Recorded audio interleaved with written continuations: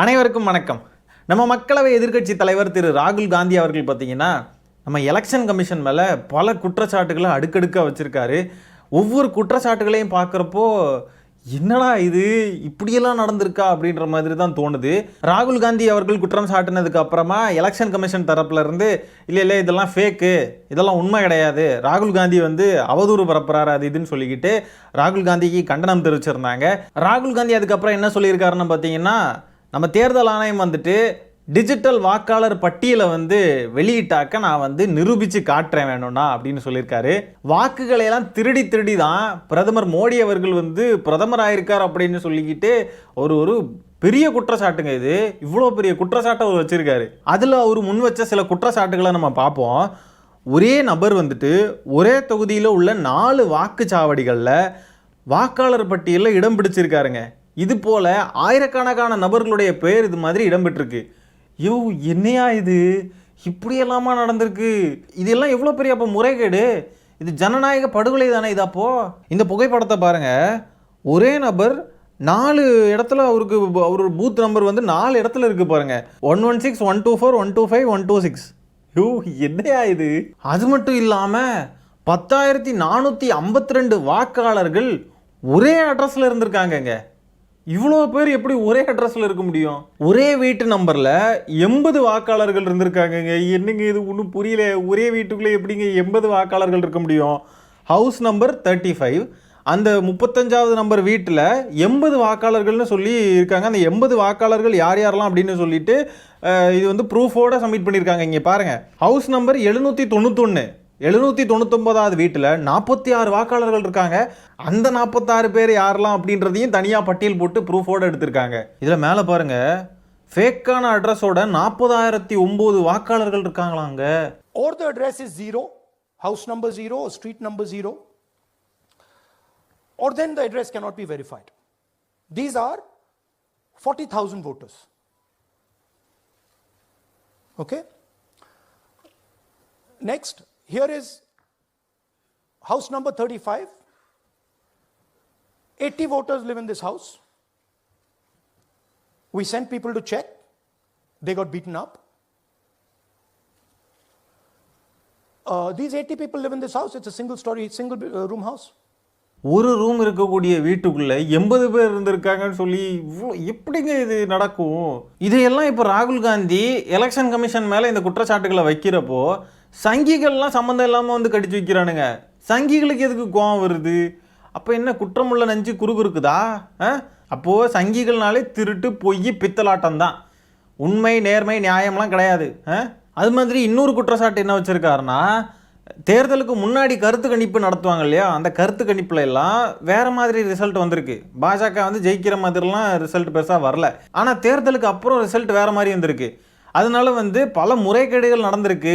அதில் தான் இவங்க வின் ஆயிட்டாங்கன்னு சொல்லிட்டு ராகுல் காந்தி அவர்கள் பகிரங்கமான குற்றச்சாட்டுகள் வைக்கிறார். அது மாதிரி மகாராஷ்டிரா, பீகார் இந்த மாதிரிப்பட்ட மாநிலங்களில் திட்டமிட்டு பல குளறுபடிகள் நடந்திருக்கு அப்படின்னு குற்றச்சாட்டு வச்சிருக்காரு. அடுத்ததாக பார்த்தீங்கன்னா, மகாராஷ்டிராவில் மக்கள் தொகையை விட அதிகமான வாக்காளர்கள் இருந்திருக்காங்கன்னு சொல்லி குற்றம் சாட்டுறாருங்க. அது எப்படி? ஒரு ஸ்டேட்டில் இருக்கக்கூடிய மக்கள் தொகையை விட எப்படி வாக்காளர்கள் அதிகமாக இருக்க முடியும்? 40 லட்சம் வாக்காளர்கள் யாருன்னே தெரியாத மர்மமாக இருக்குன்னு சொல்லி ஒரு குற்றச்சாட்டு வச்சிருக்காரு. அடுத்த குற்றச்சாட்டு என்னன்னு பார்த்தீங்கன்னா, வாக்காளர் பட்டியலை யாருமே ஆய்வு செஞ்சிடக்கூடாது அப்படின்றதுக்காக டிஜிட்டல் வாக்காளர் பட்டியலை தேர்தல் ஆணையம் தர மறுக்கிறது அப்படின்னு சொல்லி குற்றச்சாட்டு வச்சிருக்காரு. அடுத்த குற்றச்சாட்டு என்னன்னு பார்த்தீங்கன்னா, பாஜக அரசுடைய முறைகேடுகளுக்கெல்லாம் தேர்தல் ஆணையமும் துணை போகிறது அப்படின்னு சொல்லியிருக்காப்லங்க.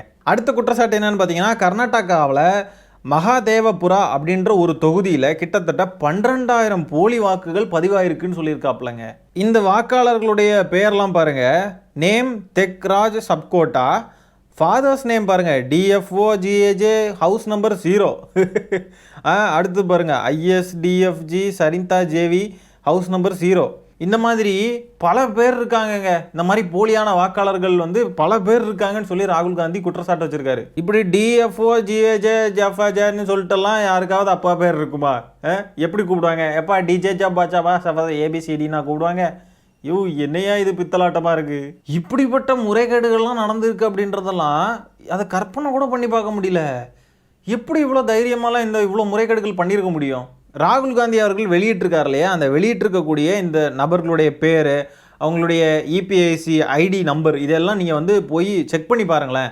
நீங்களே போய் செக் பண்ணி பார்த்தீங்கனாலும் ஒரு நபருக்கே வந்து 4 ஓட்டர் ஐடிலாம் இருக்கும். சீரியஸாக சொல்கிறேன். இது வந்து அந்த மகாதேவபுரா அப்படின்னு சொல்லிட்டு இருக்கக்கூடிய அந்த தொகுதி.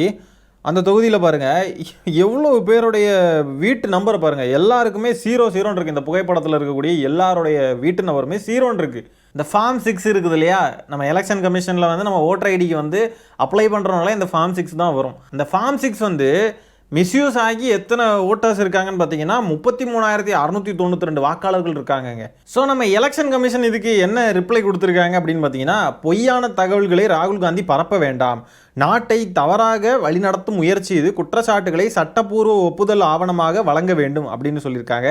அது மட்டும் இல்லாமல் வாக்கு திருட்டு நடந்திருப்பதாக ராகுல் காந்தி அவர்கள் குற்றச்சாட்டு வச்சிருக்காரு. இதுக்கு வந்து தேர்தல் ஆணையத்தின் சார்பாக கடும் கண்டனங்கள் அப்படின்னு சொல்லி கண்டனங்களும் தெரிவிச்சிருக்காங்க. ராகுல் காந்தியுடைய ரிப்ளை என்ன தெரியுமா இதுக்கு? நான் காட்டியவை எங்களுடைய தரவுகள் அல்ல, தேர்தல் ஆணையத்துடைய தரவுகள். சுவாரஸ்யம் என்னவென்றால் இந்த தரவுகளை அவர்கள் மறுக்காமல் என்னிடம் உறுதிமொழி கேட்கின்றனர். தவறு என்றால் தவறு என சொல்ல வேண்டியது தானே, ஏனென்றால் அவர்களுக்கு உண்மை தெரியும், நாட்டுக்கு என்ன செய்திருக்கிறார்கள் என்பதும் அவர்களுக்கு தெரியும் அப்படின்னு சொல்லி ராகுல் காந்தி தரமான ரிப்ளை கொடுத்திருக்காரு. ராகுல் காந்தி வச்சிருக்கிற குற்றச்சாட்டுகளை பொய்ன்னு நிரூபிக்க வேண்டியதானே, அவர் உண்மைன்னு நிரூபிச்சிட்டாரு. அது வந்து நம்ம போய் செக் பண்ணாலே அது டீட்டெயில்ஸ்லாம் தெரியுது. அது பொய்யா இருந்தால் அது பொய்ன்றதை நிரூபிக்கணும் இல்லையா? நிரூபிக்காமல் உட்காந்து ராகுல் காந்திக்கு கண்டனம், இது வந்து மக்களை தவறாக வழி நடத்துறதுன்னா என்ன அர்த்தம்? அவர் மக்கள்கிட்ட போட்டு காமிச்சிருக்கிற இந்த தகவல்கள் எல்லாமே தேர்தல் ஆணையத்துக்கிட்ட இருந்து எடுத்த தகவல்கள் தான். அவரா என்ன ஏதாவது அவரே கிரியேட் பண்ணி இந்த மாதிரி பொய்யா பரப்புறாரா? அப்படி பொய்யா பரப்புனாருன்னா இந்நேரத்துக்கு எல்லாருமே கண்டுபிடிச்சிருப்போமே. அது தேர்தல் ஆணையத்துடைய வெப்சைட்லேயே அஃபிஷியலாக இருக்குன்றப்போ அவர் வச்சிருக்கிற குற்றச்சாட்டுகள் எல்லாமே உண்மையானவை தானே. ராகுல் காந்தி அவர்கள் தேர்தல் ஆணையத்தின் மீது இந்த மாதிரி குற்றம் சாட்டியிருக்கார் இல்லையா, இதை பற்றி நீங்கள் என்ன நினைக்கிறீங்க அப்படின்றத கமெண்ட்டில் பதிவு பண்ணுங்கள். இந்த காணொலி நான் இதோட என் பண்ணிக்கிறேன். நன்றி, வணக்கம்.